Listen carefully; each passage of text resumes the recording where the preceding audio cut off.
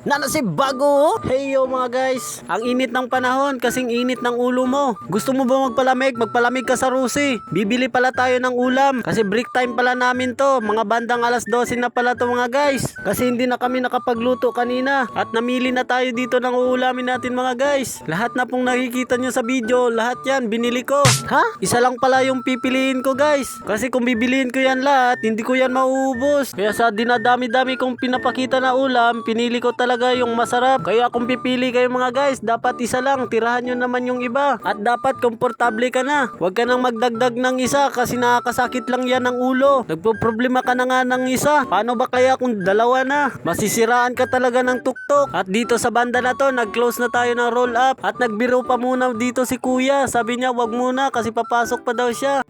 At shoutout sa iyo kuya, nasali ka pa dito sa vlog ko. At pumasok na tayo dito sa loob para kumain. Nandito nga pala yung mga kasama ko, nagre-ready na para kumain na sila. At may naiwan pa palang customer kaya inintay muna nila bago sila kumain. At translation na lang tayo mga guys, nandito nga pala tayo sa pagupitan kasi magpagupit tayo. Malamang magpagupit tayo. Alangan naman magsayo-sayo tayo dito sa pagupitan. Pagupitan na nga tawag. At bumili na tayo dito ng pangulam para sa panghapunan. At hanggang dito na lang pala tayo. Ito nga pala yung nangyari sa pang-araw-araw ko. Salamat sa panunood!